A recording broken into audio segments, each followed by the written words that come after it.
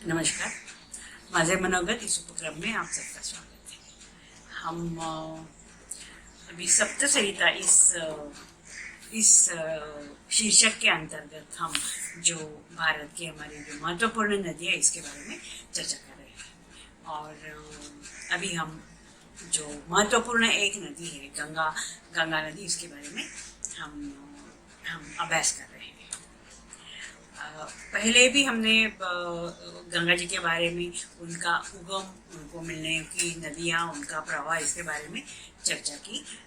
अभी आज हम जो गंगा जी का जो है, गंगा तो सदियों से बहती चली आ रही है, और गंगा जी का जो वैदिक, पौराणिक, ऐतिहासिक और ये अभी के मॉडर्न ये साहित्य में गंगा जी के बारे में कहाँ क्या लिखा है, किस तरह से गंगा जी का वर्णन किया है, उसके बारे में आज हम चर्चा करेंगे।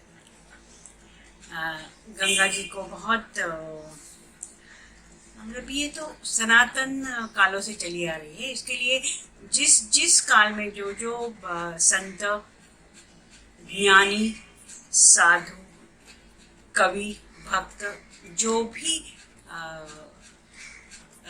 लोग हुए, जो आध्यात्मिक मार्ग पे चलने वाले लोग हैं, उन्होंने गंगा जी का बहुत सुंदर वर्णन किया है।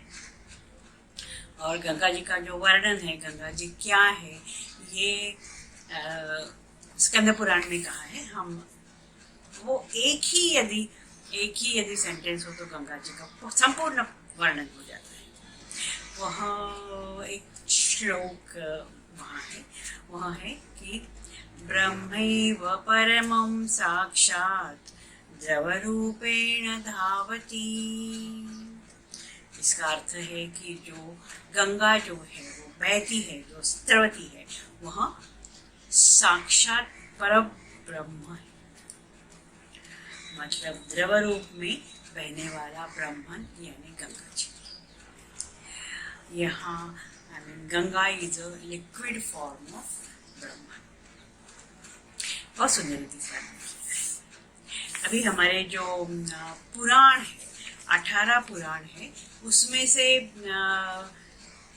एक पुराण है स्कंद पुराण। ये स्कंद पुराण शैव पुराण के से, शैव पुराण 6 है, और ये शैव पुराण में ये इसका गंगा जी का वर्णन आता है। ये 6 पुराण है, शैव पुराण 6 शैव पुराण है। मत्स्य, कूर्म, लिंग, वायु, स्कंद और अग्नि पुराण। ये शिव से रिलेटेड है, इसके लिए उसको शैव पुराण कहते हैं।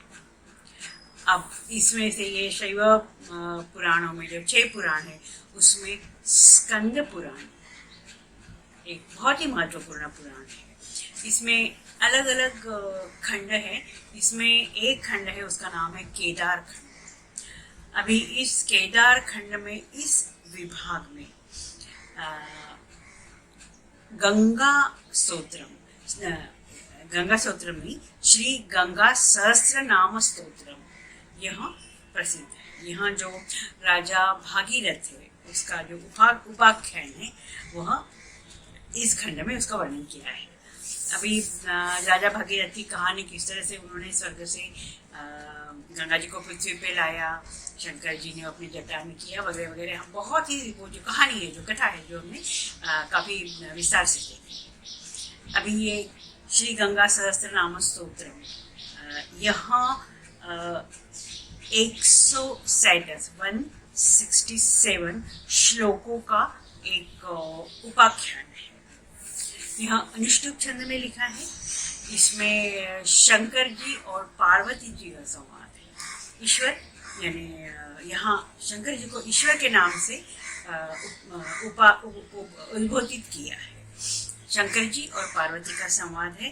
पार्वती भगवान शंकर को कहते हैं कि हे ईश्वर, मुझे गंगा जी के जो अवतरण है, गंगा जी का अवतरण हुआ है भागीरथी का, वो आप ही ने वो गंगा जी को अपने जटा में धारण किया, उसका वर्णन कीजिए। तो जो ईश्वर शंकर जी गंगा जी के 1 सहस्त्र यानी 1000 पवित्र नामावली का वर्णन करते हैं। और यह जो भगवत आख्यान है, भगीरथ आख्यान है, यह शंकर जी इसका वर्णन पार्वती जी को बताते हैं।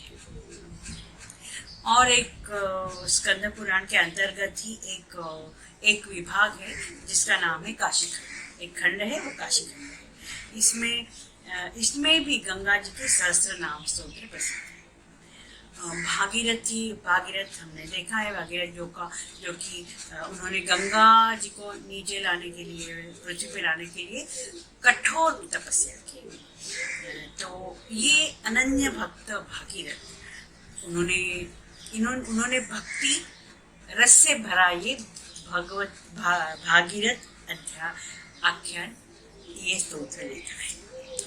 और काशी खंड में ये स्कंद जी ने ये जो आख्यान है वह अगस्त मुनि को उपदेश किया है। तो इस तरह से ये केदार खंड और काशी खंड में गंगा जी का बहुत सुंदर वर्णन है। श्री गंगा सहस्त्र नाम स्तोत्र ये बहुत ही अत्यंत सरल, सुललित, बहुत सुंदर शब्द उसमें है, सुंदर अर्थ वाले, भक्ति रस से भरे गंगा जी के नाम से, सहस्त्र नाम से भरा एक स्तोत्र है। अभी काशी खंड में भी गंगा सहस्त्र नाम स्तोत्र है, दोनों एक साथ ही चलते हैं, इनके श्लोक अलग अलग है। अभी काशी खंड का हम पहले देखेंगे कि एक बहुत सुंदर श्लोक है, बहुत प्रसिद्ध है वही। यहाँ काशी खंड में गंगा जी का वर्णन जो है ओंकार रूप में किया है। और वो श्लोक है, ओंकार रूपिण्य जरा तुलानंतामृतस्त्रवा अत्युद्धारा भया शोका अलकनंदामृतामला। इसका भावार्थ है, श्री गंगा जी जो कि ओंकार रूपी है, अनंत काल से स्रवती चली जाती, बहती चली जाती है।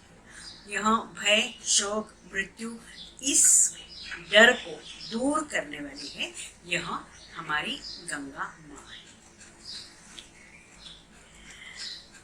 अभी केदार खंड में भी बहुत सुंदर श्लोक है, यहाँ गंगा जी के अनेक रूप यहाँ दर्शाए गए। उसमें हम देखेंगे कि किस तरह से गंगा जी का वर्णन किया है। कुछ श्लोक इसमें से हम देखेंगे। यहाँ गंगा जी और विष्णु जी का जो संबंध मतलब गंगा जी विष्णु जी के पैर से निकली है, ऐसी आख्यायिका है। तो ये श्लोक वही दर्शाता है। गंगा सरिद्वरा विष्णु पादाम्बुज जनी परा शिवशेखर संवासा ब्रह्म कलश स्थिता। इसका अर्थ है, गंगा जी जो कि श्री विष्णु भगवान के पाद से, पैरों से निकलकर पृथ्वी पर उतरती है और शिव से शेखर के, शंकर जी के जटा में थोड़ी देर उसमें स्थित होके फिर पृथ्वी पर ब्रह्म बनकर जब बहती है तो वहां कलश में स्थित हो। बहुत ही सुंदर रीति से गंगा जी का वर्णन किया है। कलश में गंगा जी कैसे उसको हम भाव रूप से मानते हैं, हम आगे देखेंगे। केदार खंड में गंगा जी का वर्णन, गंगा जी के रूप का वर्णन, उनके नाम रूपी गंगा जी का वर्णन किया हुआ है। तो हम इसमें से 1000 श्लोकों में से 4 श्लोक चुनना मेरे लिए बहुत मुश्किल है। मेरा बस चलता तो पूरा 1000 श्लोक हम यहाँ अभ्यास करते, चर्चा करते, लेकिन टाइम रिस्ट्रिक्शन की वजह से हम वो नहीं कर सकते। इसके लिए मैंने बहुत ही महत्वपूर्ण और गंगा जी का वर्णन जिस श्लोकों में किया है वो 4 श्लोक चुने हैं। जो प्रादेशिक भाषा जानते हैं हमारी, उसमें वो संस्कृत से बहुत मिलती जुलती है। तो यह श्लोक एक बार पढ़े, हम दूसरी बार पढ़ेंगे तो सरल है। इसके लिए हमें इसका अर्थ जो है वो पता चल जाएगा। यहाँ गंगा जी का वर्णन, गंगा जी के नाम बताए गए। महाप्रभावरेण्या च वेदमाता विलासिनी हरसंगरता चैव हरिपादविनिसृताः सर्वतीर्थमयी सर्व देवदानवरूपिणी काशी प्रान्तमहातुच्छ प्रवाहा भारनाशिनी स्वर्गद्रा चैव माल्यप्रिया सुधी निर्ममा निरहंकारा निर्मोहा मोहवर्जिता पंचेषु पंचनिलया पंचात्मा पंचमात्मिका पंच पांडव माता च कुंती कृतधराकरा। गंगा जी के नाम बहुत ही सरल सुललित रीति से यहाँ बताए। गंगा जी का जो वर्णन है वो सभी संतों ने, सभी साधुओं ने, सभी ज्ञानियों ने, क्योंकि गंगा जी का जो पवित्र प्रवाह है, गंगा जी का जो सानिध्य है, गंगा जी का जो एम्बियंस है, गंगा जी का जो प्रवाह है, गंगा जी की जो कथाएं है, गंगा जी की जो आख्यायिका है, यहाँ ज्ञानी संत लोगों ने, शायद उनका इतना वेदों का, उपनिषद का, पुराण का अभ्यास था, तो गंगा का रहस्य शायद उन्होंने अभ्यासा है और इसके लिए सभी ज्ञानी संत वहाँ गंगा जी के किनारे ही रहे हैं, बसे हैं, कुछ दिन के लिए रहे हैं, हमेशा के लिए रहे हैं, ऐसे संत सभी जो हम देखते हैं कि आश्रम जो है, आध्यात्मिक आश्रम है, वो गंगा किनारे है। ऋषिकेश, हरिद्वार, उत्तरकाशी, गंगोत्री, इस यहाँ जो आध्यात्मिक आश्रम है वो ऐसे ही नहीं बसे, वो कहीं भी और भी मतलब बस सकते थे, लेकिन जहाँ गंगा जी का सानिध्य है, जहाँ गंगा जी का प्रवाह है, जहाँ गंगा जी की लहरें है, वहाँ ही वो गंगा जी का जो एम्बियंस का जो पूरा लाभ हर एक साधक को मिल सकता है। शंकराचार्य जी भी उन्होंने भी हिमालय यात्रा, गंगा यात्रा इतनी बार की है। शंकराचार्य जी तो सनातन धर्म के बहुत बड़े फिलोसॉफी, उन्होंने धर्म की फिलोसॉफी दोबारा उन्होंने जीवित की, तो वो गंगा जी के बारे में नहीं लिखे ऐसे हो ही नहीं सकते।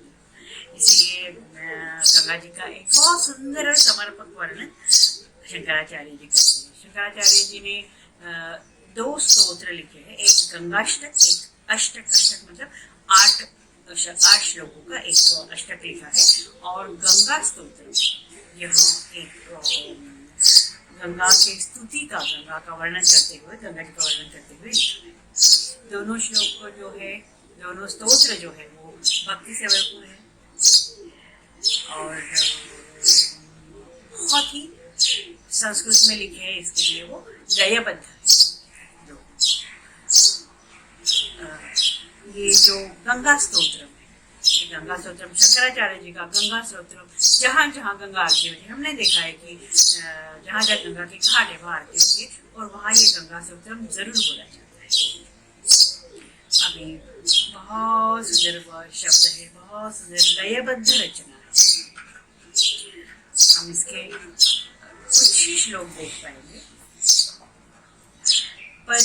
पतितोद्धारिणी जाह्नवी गंगे खंडित गिरिवर मंडित भंगे हरिपद पाद्य तरंगिनी गंगे हिम विदु मुक्ता धवल तरंगे येषां हृदये गंगा भक्ति तेषां भवति सदा सुख मुक्ति। ये जो लास्ट जो पंक्ति है यहाँ फलश्रुति है, गंगा भक्ति करने से, गंगा के पास रहने से, गंगा जी के सानिध्य में रहने से यहाँ सदा के लिए जो मनुष्य है उसको मुक्ति मिल जाती है।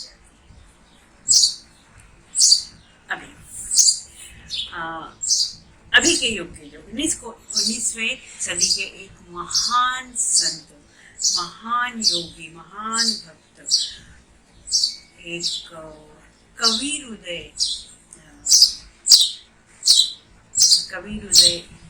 योगी हम कहेंगे, श्री तपोवन जी महाराज अभी हुए 19वीं शतक में। तो उन्होंने गंगा स्तोत्रम नामक स्तोत्र की रचना की। थोड़ा सा हम तपोवन महाराज जी के बारे में थोड़ा सा चर्चा करेंगे, बोलेंगे। तपोवन जी महाराज एक बहुत महान संत थे।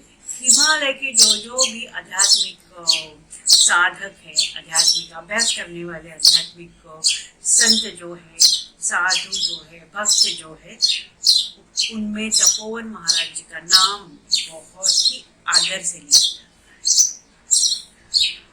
तपोवन जी महाराज अपने यौवन काल में ही वहाँ उत्तरकाशी जो इंटीरियर हिमालय में है वहाँ गए, और वहाँ से वो कभी भी कहीं भी गए नहीं। उनका पूरा जीवन, उनके जीवन के एक महत्वपूर्ण 30 साल उन्होंने उत्तरकाशी में बिताए।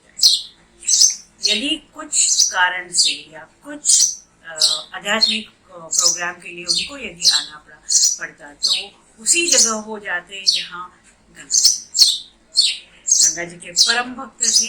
इसके लिए गंगा जी का सानिध्य उन्होंने कभी भी नहीं छोड़ा। या तो वो उत्तरकाशी से गंगोत्री जाते थे, या तो हरिद्वार जाते थे, या तो ऋषिकेश। अभी लेकिन गंगा जी के सानिध्य में रहते थे। इनको वहाँ पूरे आध्यात्मिक जगत में हिमवत विभूति की उपाधि उनको उनके भक्तों ने, उनके जो क्या कहेंगे उनको, उनके जो योगी है, भक्त जो है, संत है, साधु है, उन्होंने हिमवत विभूति इस नाम ये उपाधि दी। अभी उनको हमेशा उनका जो उल्लेख होता है वो हिमवत विभूति तपोवन जी महाराज ऐसे ही होता है। और उन्होंने बहुत सारे, ईश्वर दर्शन नाम का भी उन्होंने, जब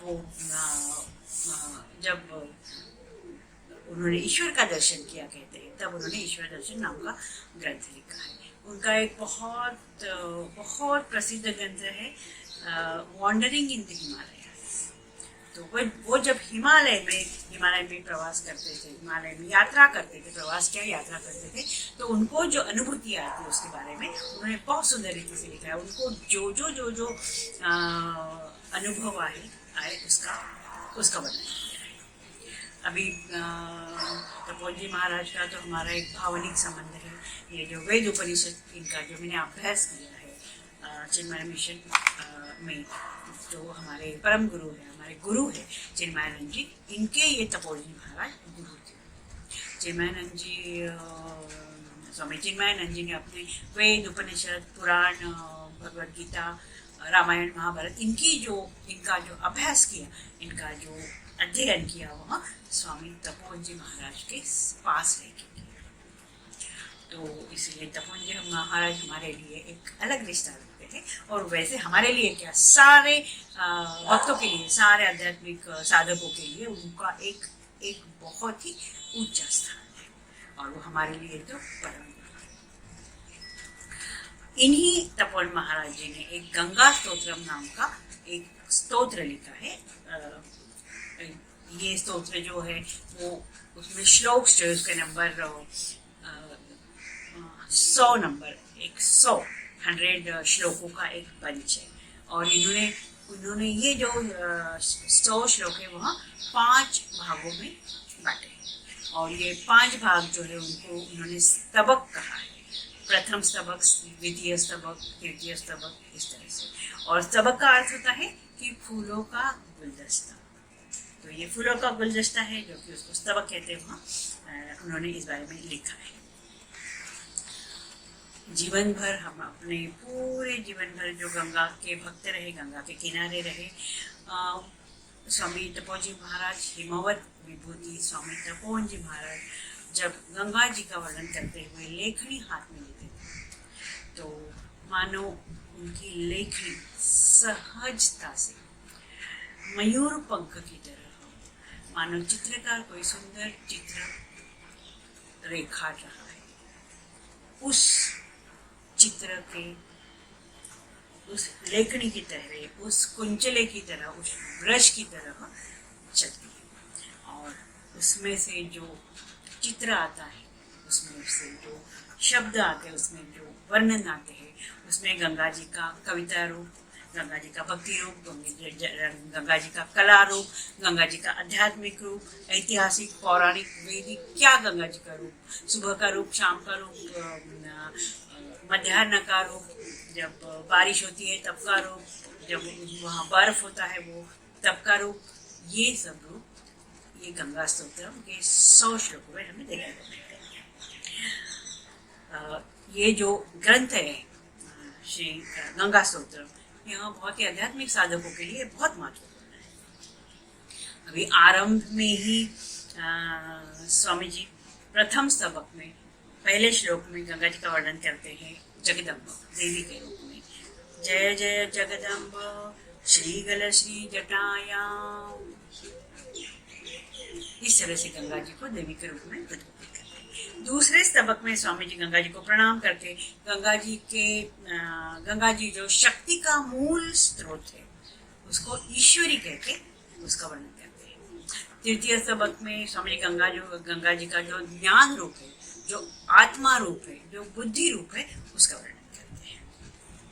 चतुर्थ स्तबक में स्वामी जी कर्म रूपी गंगा जी, उनका जो कर्म है, हम जो प्रापंचिक लोग हैं, हम परमार्थ करना चाहते हैं लेकिन हमारा कर्म भी हमारे साथ करना चाहिए, तो ये गंगा जी किस तरह से कर्म रूप अपना कर्म रूप जो उनका जो रिस्पॉन्सिबिलिटी है वो पूरा करती है और हमें भी यह सबक सिखाती है। इसमें कर्म रूप जो ये अध्याय है, ये स्तबक है, उसमें स्वामी जी गंगा जी की भक्ति करने वाले और जो कर्म वाले हैं, जो कर्म योगी है, योगी राजा जनक कर्म योगी, उनका नाम तो सब जानते हैं, याज्ञवल्क्य ऋषि, उद्दालक ऋषि, ये सब लोग कर्म योगी थे, तो इनका दृष्टांत देते हैं। पंचक स्तबक में गंगा जी का भक्ति रूप जो है वहाँ स्वामी जी उसका वर्णन करते हैं और ये भक्ति रूप है जो गंगा जी देवी देवता, अनेक देवी देवता है, इनके रूप में गंगा जी भक्तों को किस तरह से दर्शन देती है, यहाँ इसका वर्णन करते हैं। और गंगा स्तोत्रम के अंत में स्वामी तपोवन जी महाराज कहते हैं कि ऐसा मुझे आशीष दो कि मैं तुम्हारे चरण में लीन हो जाऊं, मेरा जो शरीर है वो तुम्हारे गंगा के सानिध्य में रहे और मुझे उस सानिध्य जब मेरे सानिध्य में गंगा जी हो तभी मेरा अंत हो, इस तरह से प्रार्थना। गंगा स्तोत्रम का ये तो अभ्यास करना एक बहुत पवित्र अनुभूति है, सबने ये तो झलक है छोटी सी, जरूर करना चाहिए। अभी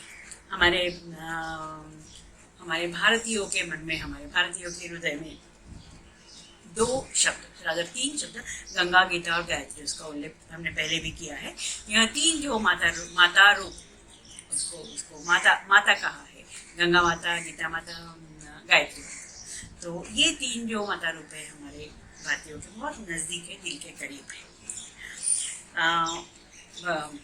अर्थात श्री कृष्ण भगवान ने श्री भगवत गीता में गंगा जी को अपनी विभूति कहा है। उन्होंने 11वें अध्याय में, भगवत गीता के 11वें अध्याय में विभूति योग का वर्णन किया है, अर्जुन को बताते हुए कि मेरी विभूति क्या है। तो ये विभूति योग में 11वें अध्याय में 31वें श्लोक में भगवान कहते हैं, मेरी जो विभूति है वो गंगा है। स्रोत सामस्मि जाह्नवी, अर्थात नदियों में जो जाह्नवी है गंगा जी हम हैं। गंगा जी का वर्णन करने के लिए, गंगा जी के ऊपर कुछ लिखने के लिए हर सब ऋषि मुनियों ने इसके ऊपर लिखा है। महर्षि वाल्मीकि जो ने गंगाष्टकम नाम का एक अष्टक लिखा है, उसमें गंगा के भक्ति का 8 श्लोकों की रचना की। शंकराचार्य जी ने अपनी एक रचना, उनकी बहुत सारी रचनाएं, उसमें भजगोविंदम में गंगा जी का महिमा बताते हुए उन्होंने कहा है कि गंगा जी का एक बूंद हमने प्राशन किया तो हम पुण्यवान हो जाएंगे, हमारी मुक्ति हो जाएगी। शंकराचार्य जी यहाँ कहते हैं कि भगवत गीता किंचित धीता, गंगा जल लव कणिका पीता। कहते हैं कि गंगा जल लव कणिका पीता, गंगा का एक बूंद, जो सैंड होती है, जो रेत होती है, उसमें उसका जो एक छोटा सा कण होता है, वो कण के जितनी गंगा जी हमने प्राशन की तो हम लोग धन्य हो जाते हैं, हम लोग मुक्त हो जाते हैं, हम लोग पवित्र हो जाते हैं। इस तरह से बहुत सारे कवि संत ने, कवि मुनियों ने, कवि हृदय ज्ञानियों ने गंगा जी के बारे में लिखा है। ये गंगा जी का ऐतिहासिक या पौराणिक हम कहते हैं वर्णन है, लेकिन यहाँ काफी नहीं है। गंगा जी के बारे में इतना लिखा है कि जितना हम अभ्यास करें, जितना हम बोले, उतना कम है। आज हम यही रुकते हैं। अगले क्लास में ये गंगा जी का जो सगुण साकार रूप है, उसके बारे में चर्चा करेंगे। गंगा जी का जो सगुण साकार रूप है, उनके माता पिता कौन है, इसके बारे में चर्चा करेंगे। और गंगा जी के बारे में कुछ अकल्पनीय ऐसी कथा है, कल्पना नहीं कर सकते, उसको ऊपर विश्वास भी नहीं रख सकते, ऐसी कथाएं हैं। और हम जब गए थे गंगा जी से मिलने के लिए, हम जब गए थे प्रयाग में जहाँ कुंभ मेला होता है, उसके भी कुछ अनुभव मैं ज़रूर आपके साथ शेयर करना चाहूँगी। आज हम यहीं रुकते हैं, अगले क्लास में दोबारा मिलेंगे। नमस्कार।